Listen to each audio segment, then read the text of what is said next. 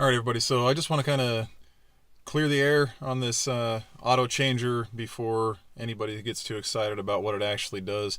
And I'll do a quick explanation of how it's kind of wired up here in the car. Again, this is temporary. I'm pinned into the back of these plugs. It's not a way that you would install this to make it a permanent solution. Hopefully I'll be able to present this in a way that kind of makes sense for everybody to understand what exactly my thinking was and how dumb this little device actually is.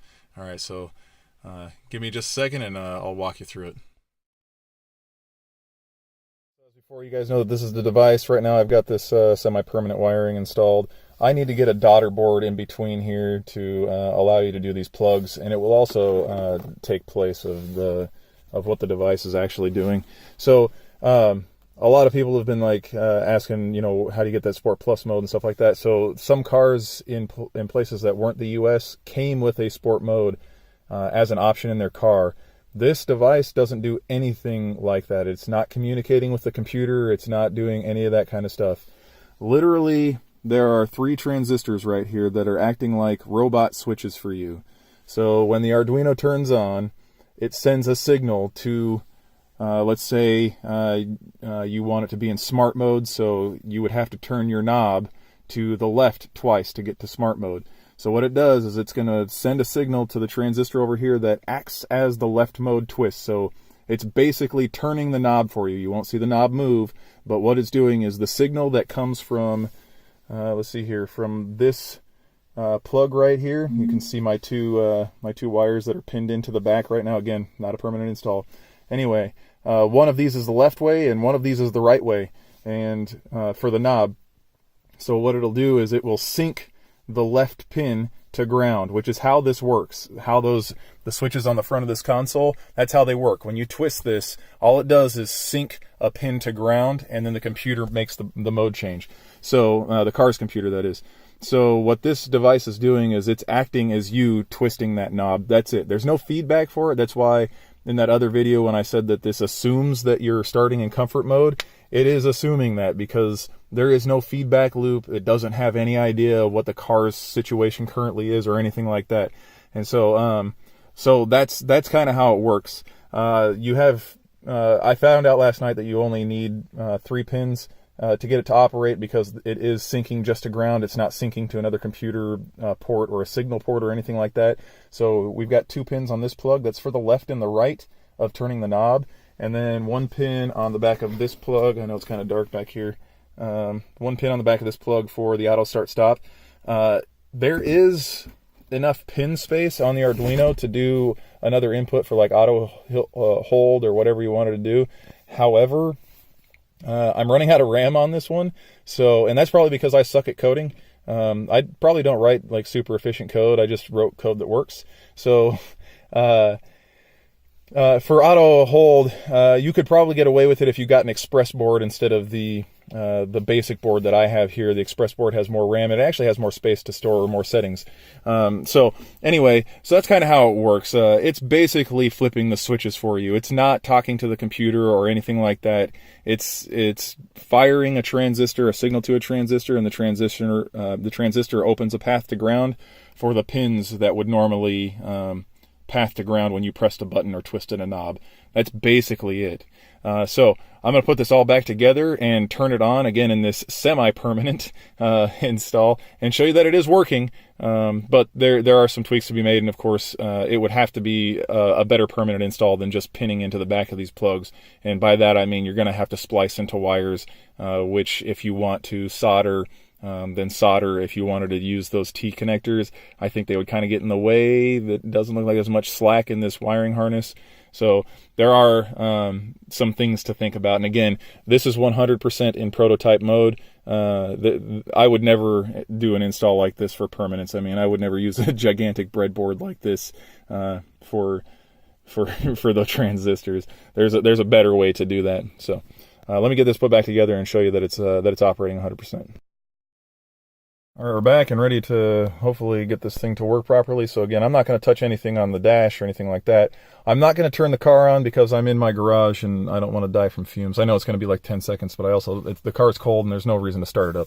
So I'm just going to put it in not accessory, but on mode. So you have to tap the ignition twice. So that's accessory and then on.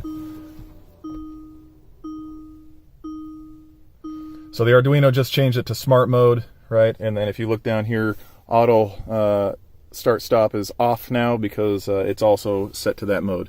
So again, that's it working. So now what I'm going to do is I'm going to change the mode on here. I'm going to change it to custom instead. It is a little slow. I mean, again, I don't write good code. I just write code. So custom, so I'm going to save that mode. Drive mode is saved. And then I'll let the auto start stop stay on this time. So that should be saved now too. And so again, not a permanent install, it's semi-permanent. I'm just going to have this thing hanging in the car. So I'm going to turn off the car. Open the door to get it to completely turn off, you know, that kind of thing. Don't worry about that. That was a tool. Oh.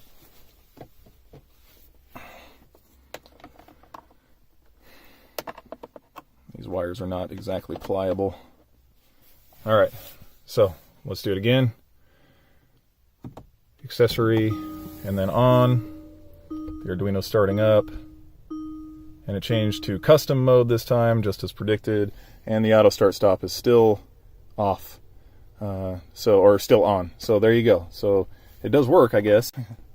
It's not the best implementation, I don't think. I'm sure there's a way to actually communicate with the computer and do this stuff, but like I said, I don't have that kind of knowledge, and there really aren't any programmers out there yet that are cheap for home gamers like myself. So this was a total, I think, of $40 worth of parts, and there was a lot of extras. So, And then, like I said, or like I put on the posts, all the code's going to be free, so you guys could, if you wanted to do this at home and implement it yourself, you could. I take no liability, right? As always, the same thing with all the things that you make to changes to cars. Anyway, so that's it. See, custom mode, auto start stops off, and you can still operate the switches, right? So I can twist the knob, and I'm back in sport, and I can also auto start stop, and see, it all still works like it normally would. Simple as that. All right, so the last thing here is the schematic, just to kind of show you what's going on in the car. The Arduino is at the bottom. You have digital outputs 11, 12, and 13 that are actually controlling things. Again, you could use another one. There is another pin that's available right now, but RAM is an issue. So anyway, those outputs are connected to the base of the 3 transistors, and when the base is activated, it sends the semiconductor into cascade, which closes the circuit and allows the electricity to flow from the car signal out to ground, which again is exactly what those switches do. So the drive mode switch syncs to ground, the auto start stop switch syncs to ground. So these transistors do that when they receive a signal from the Arduino. In the center is the breadboard that has the 3 transistors currently. Again, if you wanted to, you could probably put a 4th on there and do another output from the Arduino. It's, you know, open source, right? So you guys can do whatever you want. And then lastly, up at the top, you can see that we have the 2 connectors that I've tapped into. So we have the emergency parking brake module. There's really no other way to describe that module. I can't find it in the tech manuals or anything like that with anything other than EPB module. So that's what it is. Pin 1 is your drive mode left. Pin 2 is your drive mode right. This is looking at the car side connector, the female connector on the car side. So pins 1 and 2 are your left and right. And then on the ISG module, again, I don't know what that little module is called, but it has the ISG button on it, and it has the heated steering wheel and the park view. We're just going to call it ISG module for this. Again, looking at the harness or the plug from the car side, pin 21, that's the 5th one in from on the second row, is the one that is the ISG signal. So again, that's the schematic of how it works. It just syncs those signals to ground when the Arduino sends out commands to each one. So give you kind of an example for smart mode. If you should know that turning the knob to the left twice will put your car into the smart drive mode. So in that case, the Arduino is programmed, if you set it to do smart, then it will it will electrify or activate pin D11 on the board, the digital output 11, which will sync the drive mode left pin to ground, and it does that twice. So it turns it on, turns it off, turns it on, turns it off, and that allows the car to, well, the car perceives that you are turning the switch. It's none the wiser that a transistor is what's doing it for you. So that's basically how it works. Questions and comments are always welcome. Again, it's all open source, so if you guys want to see the code, look at the paste bins. If you guys want to buy all the parts, it's all listed below. Thanks.